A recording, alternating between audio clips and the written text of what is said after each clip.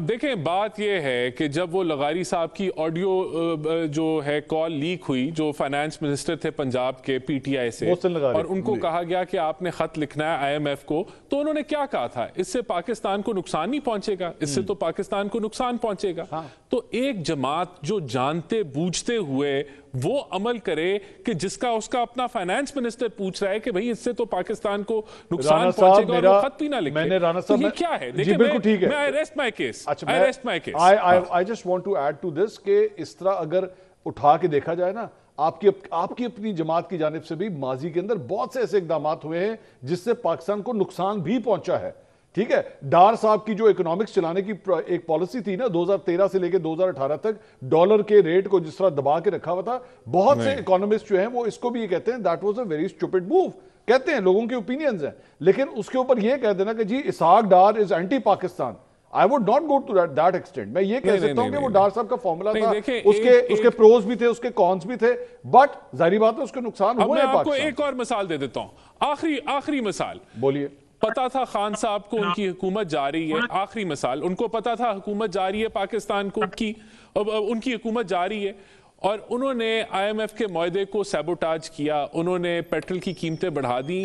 یہ ایک financial crime تھا پاکستانیوں کے ساتھ، یہ کبھی بھی اگر ہماری حکومت یہ فائنینشیل کرائم تھا۔ تھینک یو سو مچ۔ اب آپ اور میں نا اسی اسحاق ڈار صاحب والی گلی میں آ کے کھڑے ہو گئے، جو آپ ابھی عمران خان صاحب کی ایگزامپل دے رہے ہیں نا، بالکل ادھر ہی آ کے کھڑے ہو گئے۔ نہیں چلے نعیم صاحب وانٹس ٹو سے سم تھنگ۔ سر نعیم صاحب کی باری ہے، نعیم صاحب ذرا کچھ کہنا چاہ رہے ہیں سر، پلیز لیٹس ہیئر ہم۔ جی نعیم صاحب گو ہیڈ۔ بات ہے نا، انہوں نے اینٹی پاکستان کی بات کی ہے نا، صرف اپنے سیاسی مقاصد کو دیکھتے ہوئے، اپنے سیاسی مقاصد کو پورا کرتے ہوئے، یا اس کرسی کو بچانے کے لیے عوام پر سیدھی گولیاں چلائی گئی۔ یہ جو سارا ایک پراپوگنڈا کیا گیا ہے نا کہ جناب ڈی چوک کے اندر جو ہے وہ گولی نہیں چلائی گئی، ایک گولی نہیں چلائی ریاست نے، جھوٹ ہے۔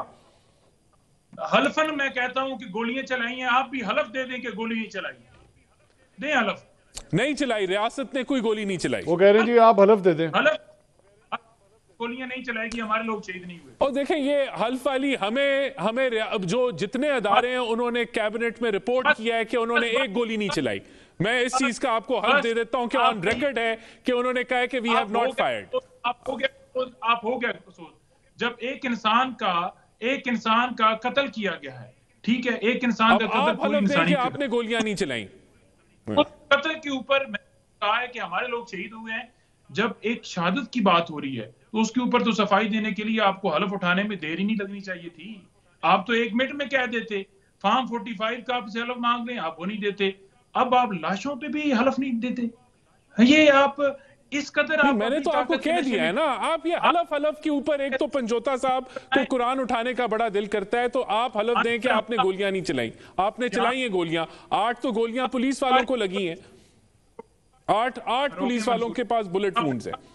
آپ نے اینٹی کا اینٹی ہے۔ نعیم صاحب نعیم صاحب لسن، نعیم صاحب ایک منٹ، نعیم صاحب ایک منٹ، نعیم صاحب لسن ٹو می، نعیم صاحب ایک منٹ۔